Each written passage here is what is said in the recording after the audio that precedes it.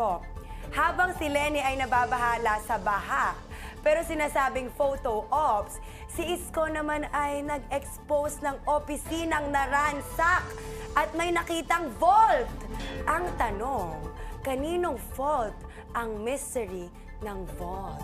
So, Attorney Sir and Ma'am Michu, para Hindi lang saan kaya isang vault itong yan, vault na dalawang ito? vaults. Yes, dalawa nga daw ang At ano nakita. pa, kaya lang ang problema, empty vaults. Empty Oo, vaults. wala nang laman.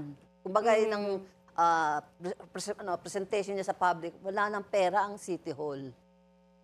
Di ba? Ito Actually, makikita po natin yung vault. Yeah, dalawa yung pinakita niyang ano eh. Yes, dalawang vault.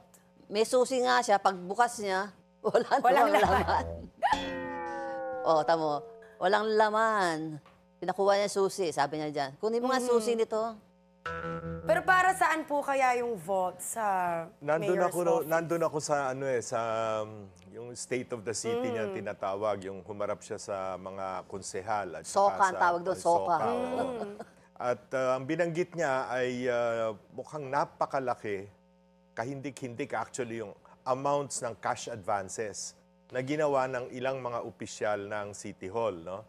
From tinatawag niyang honorable mention na parang 100 milyon ng cash advance within the last three months of the previous mayor. Pagkatapos merong cum laude na parang mga 700 million, merong 900 million, magna cum laude daw yon, at pagkatapos may summa cum laude na 1.2 or 1.3 billion ang kinash advance. Eh siguro yun na nilalagay sa vault. Since wala nang naman yung vault, sana punta yung perang kinash Sa advance. pockets nila. Eh, hindi natin alam yun. Pockets, from farm to pockets road. Attorney, look, di ba, yung mga yan sinasabi mo impunity. They can get away with it, kaya may impunity. Oh, at saka alam mo, hindi mo rin dito sa Pilipinas, hindi mo rin malaman kung ang accuser is guilty of the same crime. Di ba? Kasi politika eh, di ba? Oh, yes, you use mudslinging, gagamitin mo yung baho nung isa, laban sa isa. Squid tactic naman. Ang problema, are they all clean? Yan ang problem dyan, di ba? So, Yung nasabi yung isang kamay, isang finger nakaturo, yung 4 other fingers nakabalik sa doon. para sa akin, lahat dapat imbestigahan. Di ba? Wala ako doon sa yung kakampihan ko itong politiko, laban sa ganitong politiko. Pero in case of Mayor Isko, wala siya eh. Out of the office siya eh. Papasok siya, returning eh. Oo.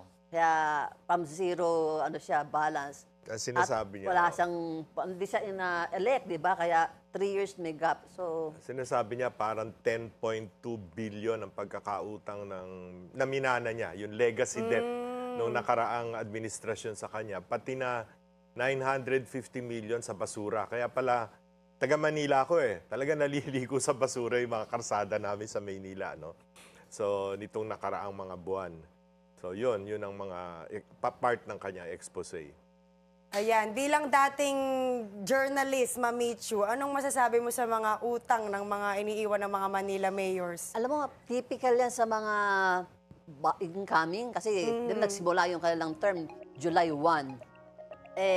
Naalala ko si Sec dito noon, kay panahon ni Pangulong former President Joseph Estrada, when he came in, kasama si Secretary Banayo noon, ganyan din ang deklarasyon ni Presidente Estrada, wala pera ang gobyerno. Minana niya, walang Sabi pera. niya, bankrupt daw. Bankrupt ang ginamit niya sa zona niya. Diba? Bankrupt. First zona niya, bankrupt daw. And the national government cannot be bankrupt. Pero kaya just to dramatize sinabi niya bankrupt. Kaya na-criticize din siya doon sa paggamit ng bankrupt na Dito ang ginamit ni Isko, financial ICU. Nasa financial ICU ang Manila. di ba, nangutang din siya yung panahon niya, di ba? Oo. Umutang siya. Nagano siya, yung sa DBP, sa school, Isinanla niya yung Mandanas ruling. Pumunta siya sa Ahead, DBM, yung earnings humingi ahead. siya ng kwenta na pwedeng matanggap ng City of Manila mula sa Mandanas ruling. At yun yung pinagpatayo niya ng mga condominium, binondominium, yung mga eskwelahan. Science High School ba yun? Science High School at kung ano-ano pang mga projects. No? Ang sinasabi niya, ito namang nakaraan, wala namang nothing to show. Nothing to show for all of it. No? Yan ang sinasabi natin, impunity. Di ba, Attorney Luke?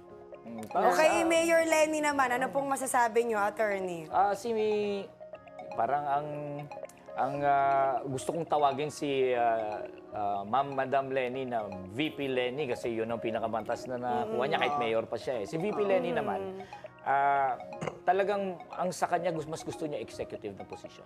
Kaya nga nung 2025 hindi siya tumakbong senador eh.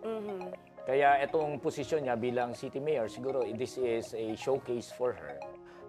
Para pagdating sa higher executive positions, mapapakita niya ano bang nagagawa niya sa City of Naga. Ang Naga, medyo ang politika dyan, medyo maayos eh.